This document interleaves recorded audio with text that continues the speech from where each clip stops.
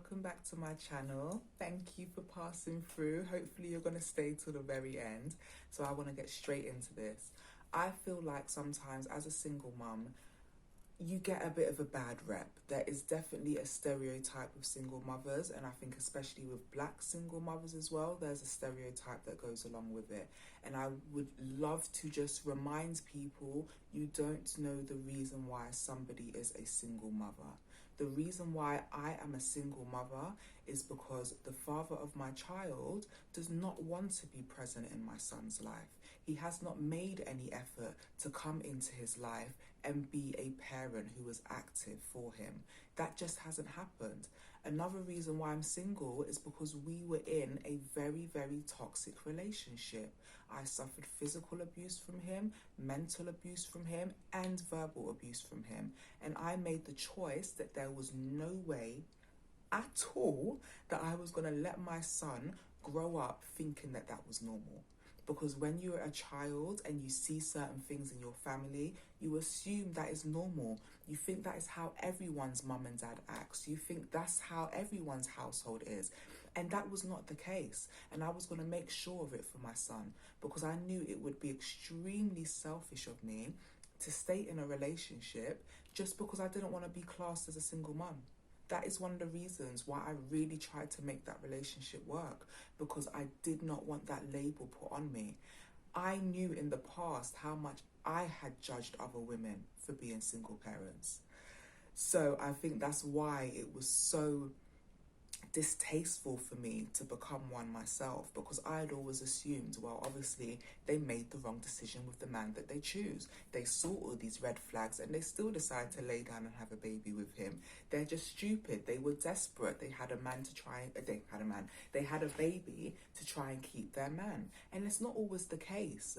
Look at my position that I'm in now. I done this so my son could have a better upbringing, because I didn't want him to think that it's normal to see a woman be called a bitch. I didn't want him to think it's normal to see a woman get slapped. I did not want him to think that it's normal to see a woman get pushed around and told that she's ugly and disgusting and not worth anything. No way was my son going to go through that. No way was I going to be responsible for maybe raising another abuser, because he had seen that and it was normal to him. I was not going to do that. And it was hard. I didn't want to leave his dad. I wanted to do anything and everything to make it work, because the last thing I wanted to become was a single mother. I didn't want that for myself. My mum worked so hard to keep her relationship together with my dad, so we would have two parents. And growing up, I'd be like, Mummy, why are you with him? You're not even that happy. But now I get it, because for me, it was so important to see my mum and dad together. Out of all of my friends, I was the only one whose parents were still married and still together in the same household. And I think that was a benefit to me. Obviously, I saw certain toxic things happen between them that led me to believe and think certain ways as I got older. But my mum done it so I would see my mum and dad together. And that is a blessing in itself. But at the end of the day, now that I am a single mother, it's taught me to never, ever judge anyone else's situation. I don't know if that person's a single mother because their partner died. Their partner might have been in an accident. Their partner might have gone to war. Their partner might be working abroad. Their partner might have gone mentally insane. There are so many things that could happen, and we just look at the outside and assume, well, she's dumb.